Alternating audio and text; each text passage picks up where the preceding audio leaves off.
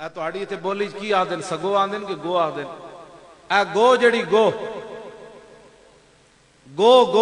ساڑی پنجابی اٹک دی بولی سگو آدن اور لمبی ساری. ایک بندہ شکار کر کے تے حضور دے سامنے لے آیا، اینج حضور دے سامنے سٹی، صحابہ کہندے نو لمبی پہ گئی، وہ بھی جان دی سی میں کدے سامنے آئی ہوں، اینج لمبی پہ گئی چھیڑ کے. اور دیہاتی کہنے لگا جی تسی آسمان دیاں گلاں کردے ہو، آسمان تے اسی ویکھیا کوئی نہیں، تسی جنت دوزخ دیاں گلاں کردے ہو تے اسی ویکھیا کوئی نہیں. ایس گو کہے نا تسی اللہ دے نبی ہو تے میں تہاڈا کلمہ پڑھنا ہے. میرے آقا نے اس سگو نو فرمایا گو یا دبو من تعبدو. پہلے حضور نے لا الہ الا اللہ دا سوال کیتا، حضور نے فرمایا یا دبو من تعبدو، اے گو تو کس کی عبادت کرتی ہے؟ صحابہ کہندے فصیح عربی بولی، فصیح عربی بولی. اے پریشان نہ ہوئے کرو بھائی اتنے تے عربی پڑھی کوئی نہیں، جدو حضور سامنے ہون گے سگو پڑھ بیٹھی عربی تے تسی تے میں تے کلمہ پڑھیا. لیکن وفادار ہوئے گا تے تاں. فصیح عربی بولی اس گو نے، الذی عرشہ فی السماء وفی الارض سلطانہ وفی البحر سبیلہ وفی الجنت رحمتہ وفی النار عقابہ. اے انہیں لا الہ دی گواہی دیتی الا اللہ دی، میں اس رب کی عبادت کرتی ہوں جو عرش عظیم کا مالک ہے. سمندر میں اس نے لوگوں کے لیے راستے بنائے، جنت اس کی رحمت کا مظہر، جہنم اس کے غضب کا مظہر. حضور نے فرمایا یہ تو ہو گیا لا الہ الا اللہ. یا دبو من انا، فرمایا میں کون ہوں، میں کون ہوں؟ تو وہ گو کیا کہنے لگی؟ انت رسول رب العالمین و خاتم النبیین. میں کہا جی گو بھی حضور نو خاتم النبیین مننے تے مرزائی نہ مننے. توجہ، حضرت حبیب بن زید نو حضور نے بھیجا مسلمہ کذاب کولوں. میرے آقا نو بھی پتہ سی میرے غلام نال کی ہونا ہے تے غلام نو بھی پتہ سی میرے نال کی ہونا ہے. اینج ایمان ہونا چاہیے، بات ہی نہیں سننی کسی کی. مسلمہ کذاب نے حضرت حبیب بن زید کو گرفتار کر لیا، گرفتار کر کے پوچھن لگا تشہد انی رسول اللہ، تو گواہی دیندا کہ میں اللہ دا رسول ہاں؟ آپ نے فرمایا انا اسمو ما اسمو. آپ نے فرمایا کی بھونکے ہی میں تے سنے ہی کوئی نہیں. اے مطلب نہیں سی کہ میں سنتے رہ سن، یہ ترجمہ اے وے کہ کی کہندا سی تو گواہی دینا کہ میں اللہ دا رسول ہاں؟ آپ نے فرمایا کی بھونکے ہی میں سنے ہی کوئی نہیں. انہیں پھر سوال کیتا تشہد ان محمد رسول اللہ، تو گواہی دینا کہ محمد اللہ دے رسول ہیں؟ فرمایا ہاں. اس طرح مسلمان ہونا چاہیے. میں تو ہر ایک کی سن لیتا ہوں. میں آخر تو کیسے سن لیتا ہے؟ اس کی سن جو حضور کی شان بیان کرتا ہے، حضور کی عظمت بیان کرتا ہے. انہیں 3 بار یہ سوال کیتا، آپ نے 3 بار ایک کو جواب دیتا. جدو حضور دی گل آوے سینہ انج کر لواں، جدو دی گل آوے فرمایا کی آکھے؟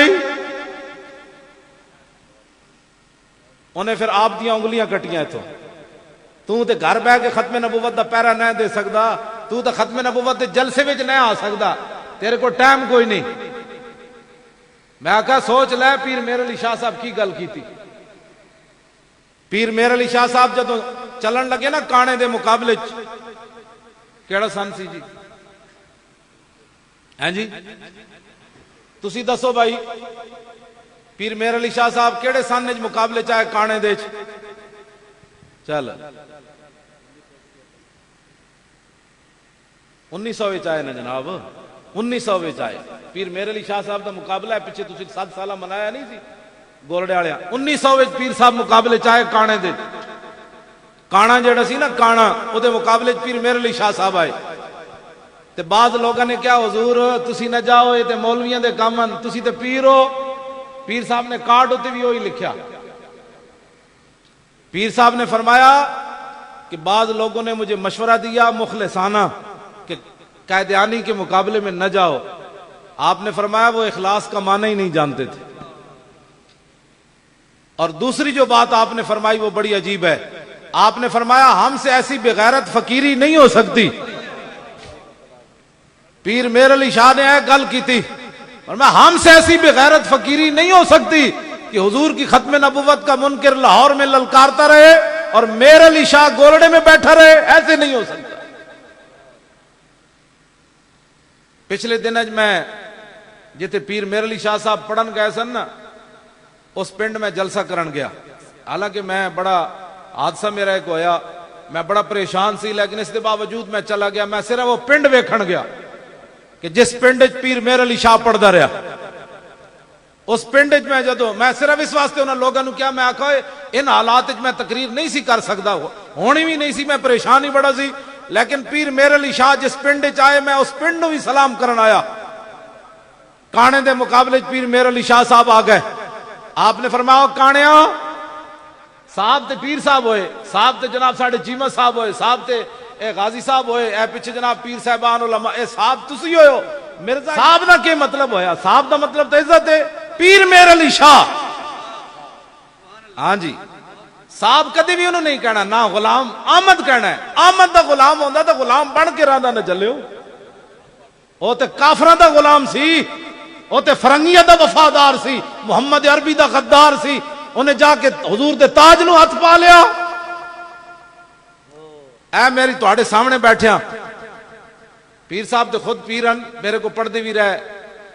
اے میری پگڑی نو آ کے کوئی تو چھکے، میری پگڑی چھکے تو جناب پرا سٹے، تو میرا شاگرد برداشت نہیں کر سکتا چلیا، تو میرے جا کتا بلا کون ہے؟ میری عزت کیا ہے؟ آج لوگ اپنی پگڑیوں کی حفاظت کرنا جانتے ہیں، لیکن جب حضور کے تاج کو مرزا پڑ گیا تو لوگ دلیلیں مانگتے ہیں، نرم گوشے کی بات کرتے ہیں. قائدیانی کائنات اتھے رہ نہیں سن سکتے جو امت مسلمہ وچ غیرت ہوندی جلیو. اتھے تے بغیرتی دا پانی پیوایا جاندا. ہر جمعے نو کتے بھونکدے نا، اوتھوں انہاں دا کتا باہر کتا، میں منگولیاں دے کتے کولوں معذرت نال گل کر رہا، ورنہ قیامت والے دن کتا بھی چلا جائے گا نا. حضور سانو مرزائیاں نال تشبیہ دیندے رہے، میں تے حضور دی عزت تے پیرا دتا. مرزائیاں نو کتا کہنا بھی کتے دی توہین ہے، خنزیر کہنا بھی خنزیر دی توہین ہے. ساڑھے بزرگاں نے لکھیا خنزیر نجس العین ہے، پلیت ہے، انہوں رب مزید سزا دے گا تو کی ہوئے گا؟ ساڑھے بزرگاں نے لکھیا انہوں پھر گستاخ رسول بنا دے. خنزیر نو مزید سزا ملے تو وہ بھی گستاخ رسول بنے گا، حالانکہ خنزیر تے نجس العین ہے. آج لوگ کہتے ہیں میں کہو حضور کے بارے میں جو بات کر دے اس کے بعد اس کی کیا عزت رہ جاتی ہے. مرزائیوں کی جرت تھی یہاں رہتے